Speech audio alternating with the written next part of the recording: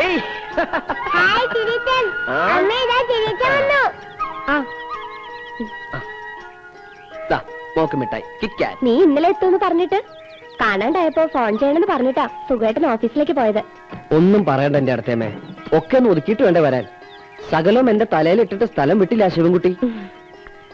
നന്നായിണ്ട് വീട്, പാടത്തിന്റെ വക്കത്ത്, നല്ല കാറ്റ് കിട്ടും. ഓ പറയണ മാതിരി നീ ആദ്യം വരികയാണല്ലോ ഇങ്ങോട്ട്. കുറച്ചും കൂടി റോഡിന്റെ അടുത്തായിരുന്നെങ്കിൽ സുഖേട്ടന് ഓഫീസിൽ പോകാൻ നല്ല സൗകര്യമായിരുന്നു ഇല്ലേ? മുഴുവൻ കഴിക്കണ്ടോ, പല്ല് പുഴുപ്പല്ലാവും. ഇനിയിപ്പോ എന്താ നിന്റെ പരിപാടി? എന്തായാലും കോയമ്പത്തൂർക്കില്ല ഇനി, ഇവിടെ എന്തെങ്കിലുമൊക്കെ തുടങ്ങണമെന്നുണ്ട്. ഏട്ടൻ എന്നോട് ദേഷ്യം ഉണ്ടാവൂലേ? കാശ് കുറച്ച് കളഞ്ഞിട്ടുണ്ട് ഞാൻ, പാർട്ട്ണർഷിപ്പ് എന്നൊക്കെ പറഞ്ഞ്. നിനക്കൊരു സ്ഥിര വരുമാനമുള്ള പണിയില്ലാന്ന് പറഞ്ഞേ ഏട്ടന് പരാതിയുള്ളൂ. ഇനി മര്യാദക്കാരനായി ഏട്ടന്റെ നല്ല അനിയനായി ഇവിടെ തന്നെ കൂടാൻ പോവാ ഞാൻ. എന്നാ ഏട്ടന് സന്തോഷാവും.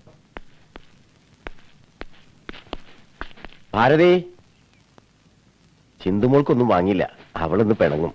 ഗോപി എത്തിയിട്ടുണ്ട്. ഞാൻ അവിടുത്തെ നിന്റെ നമ്പറിൽ വിളിച്ചിരുന്നു, ഇങ്ങോട്ട് പോന്നു ഒരു തമിഴൻ പറഞ്ഞു. ഇന്നലെ പുറപ്പെടാൻ പറ്റിയില്ല, 1-2 ആൾക്കാരെ കാണാണ്ടായിരുന്നു. അവിടെ മതിയാക്കിയില്ലേ? കുവൈറ്റിലേക്ക് ഒരു വിസ തരപ്പെടുത്താന്ന് വർഗീസ് പറയുന്നുണ്ട്. എന്താ താല്പര്യമുണ്ടോ? ഇവിടെ തന്നെ എന്തെങ്കിലും എവിടെയെങ്കിലും ഒന്ന് ഉറച്ചു നിന്നാ മതി. ഈ ഊര് ചുറ്റിൽ നിർത്തുക. തറവാടിന്റെ പടിഞ്ഞാറ്റം വീണു കഴിഞ്ഞ മഴയ്ക്ക്, പൊളിച്ചുകൊണ്ടുപോകാൻ ആള് റെഡിയാ. നീ വന്നിട്ടാവാന്ന് ഞാൻ പറഞ്ഞു.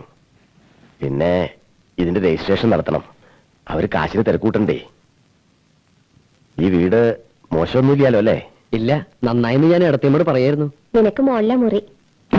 ഹായ്, കണ്ട പാവ. ഹായ് കൊരങ്ങൻ. ഇതൊക്കെ ചിന്തുമോക്കുള്ളതാ കേട്ടോ. ഇതൊക്കെ എന്താ ചേച്ചാ? അതൊക്കെ ചെറിയച്ഛന്റെ സാധനങ്ങളാ, മോളൊന്നും തുടരുത്. മുസ്തഫ മുസ്തഫ ദുആം വഴി മുസ്തഫ.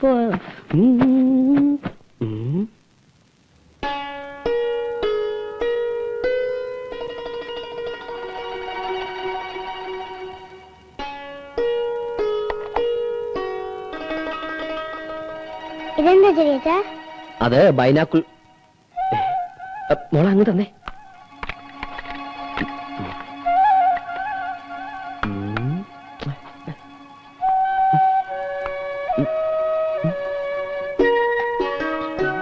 മോള് കുറേ കളിപ്പിച്ചു. ഹായ് ഇരട്ട റോജൈ. അയ്യേ ഐസി.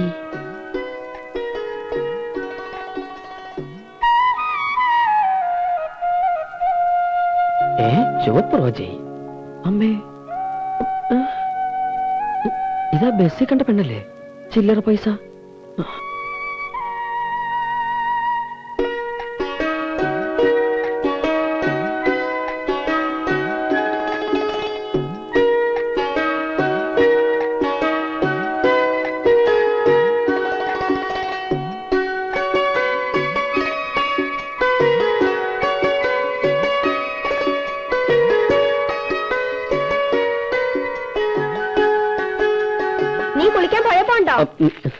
ഇവിടെ അടുത്താ. ആരുടെ വീട് നടത്തിയമേ അത്?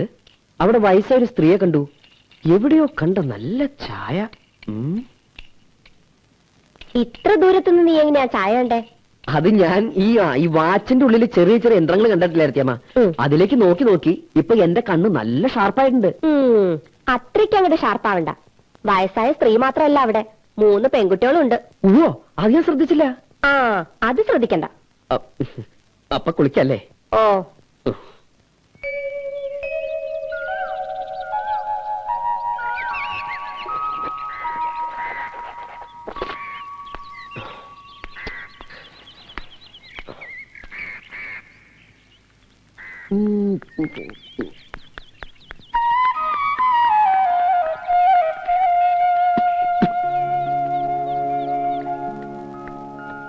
ഹലോ,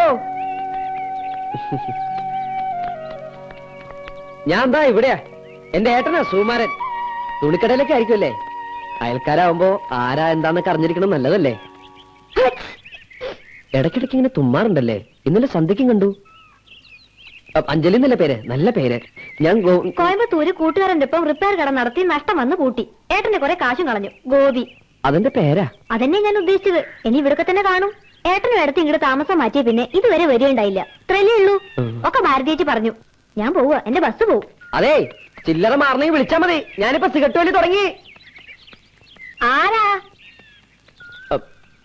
ഞാൻ സുകുമാരന്റെ അനിയൻ. ആ, ഇങ്ങോട്ട് വരിക. ഓ, കണ്ടിട്ടില്ല നിന്നെ. ഉണ്ടാവില്ല. എപ്പോഴാ എത്തിയത്? ഇന്നലെ വൈകുന്നേരം. വരാ. ഭരതമാഷ്ട അമ്മയല്ലേ? പരിചയം ഉണ്ടായിരുന്നോ ഭരതനെ? ഇല്ല, പരിചയപ്പെടണമെന്ന് മോഹം ഉണ്ടായിരുന്നു. മാഷ് ടൂണിട്ട പാട്ടുകളൊക്കെ എനിക്ക് വലിയ ഇഷ്ടാ. പാട്ട് മാത്രമേ ഉണ്ടായിരുന്നുള്ളൂ. ഇളയതാ അത്. ഇവിടത്തെ കാര്യങ്ങൾ നടക്കണമെങ്കിൽ അതും കൂടി കഷ്ടപ്പെടണം. വിധിയില്ലാത്ത കുട്ടിയോള്. മരിച്ചിട്ടിപ്പോ ഒരു കൊല്ലാവണു. കുറച്ചു ദിവസം ഉണ്ടാവോ സുകുമാരന്റെ അനിയൻ നാട്ടില്? ഇനി പോണില്ല. ഈ ജോലി പോയോ? കടയായിരുന്നു. ഓ. ഇനിയിപ്പോ ഇവിടെ തന്നെ എന്തെങ്കിലും തുടങ്ങണമെന്നുണ്ട്. ആ, ഹലോ, ഞാൻ ഗോപി. ഓ, ഞാൻ ഗോപി, സുകുമാരന്റെ അനിയൻ. മുത്തശ്ശി എന്നെ വിളിച്ചു, ഞാൻ കൂടെ പോന്നു. അത് ഞാനല്ല, ഇച്ചേച്ചിയാ. സോറി. ഞാൻ ഗോപി.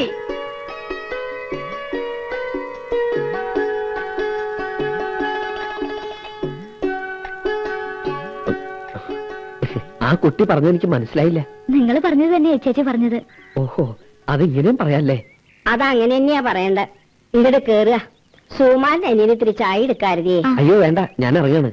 സുമാന്റെ അനിയൻ അങ്ങാടിക്ക് പോണുണ്ടോ? ഓ, എനിക്ക് ഇത്തിരി പുകല വേണ്ടിയിരുന്നു. ഓ, ഈ മുത്തശ്ശിക്ക് എന്താ? അഞ്ചു വരുമ്പോ കൊണ്ടുവരും. സാരമില്ല, ഞാൻ വാങ്ങിക്കൊണ്ടിരാം. വേണ്ട, അഞ്ചു കൊണ്ടുവരും. അവള് മറക്കും. ഇല്ല, മറക്കില്ല. ഞാൻ എഴുതി കൊടുത്തിട്ടുണ്ട്. ഉവ്വ. എന്നാ സുമാന്റെ അനിയൻ പൊക്കോളൂ. സമയം കിട്ടുമ്പോ ഇടയ്ക്ക് വരൂ. ഓ, എന്നാ ശരി. ഞാൻ അങ്ങോട്ട് പറഞ്ഞാ മതി.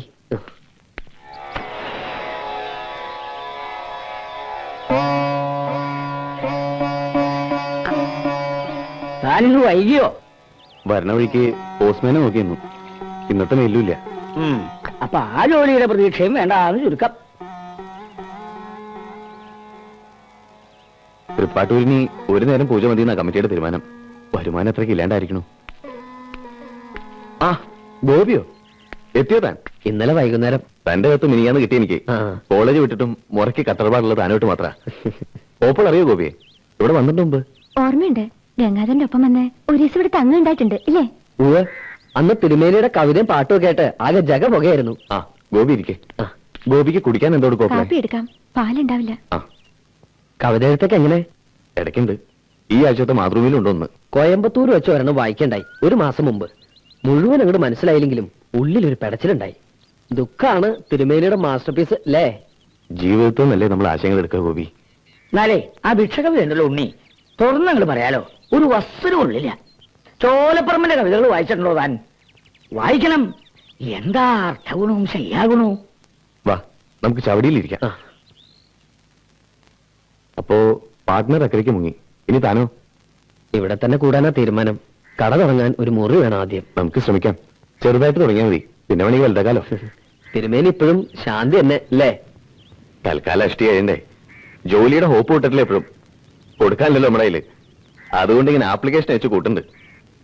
കവിതയെന്ന് കിട്ടണോണ്ട് സ്റ്റാമ്പിനും കവറിനും തികയും. ആ, ഇതാ ലേറ്റസ്റ്റ്. താ നോക്ക്. അല്പ ആത്മകാംക്ഷ ഉണ്ട്. തിരുമേനി എന്നൊന്ന് ചൊല്ല. എത്ര നാളായി തിരുമേനി കവിതകൾ കേട്ടിട്ട്.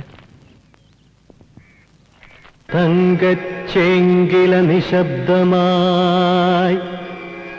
അരങ്ങത്തു കളിവിളക്കിന്റെ കണ്ണീരെണ്ണയും വറ്റി ആട്ടത്തിരശീല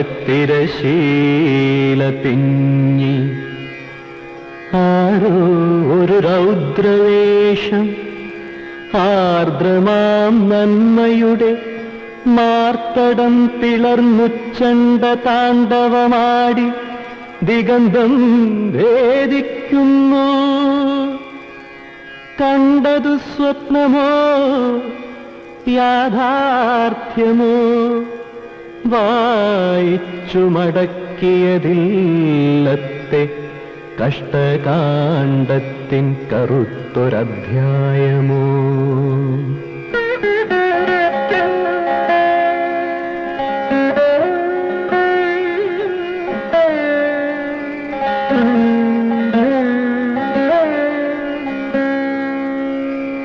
കളിവിളക്കില്ല കാതിൽ കേളിക്കൊട്ടില്ല കാതര ജീവിതം പോലെ അകത്താളിക്കത്തിയും കെട്ടും നിൽക്കുമൊരാശാദീപം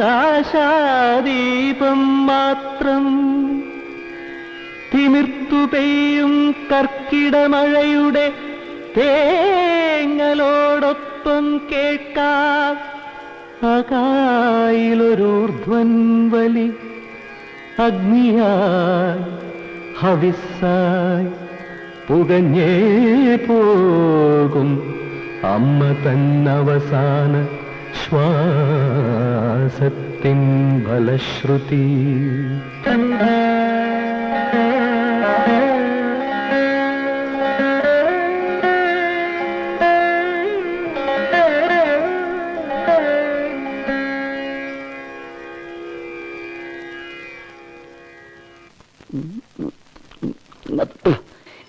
ഉരുള ഉരുട്ടി വിഴുങ്ങണ പോലെ ഇതെന്താ വിചാരം?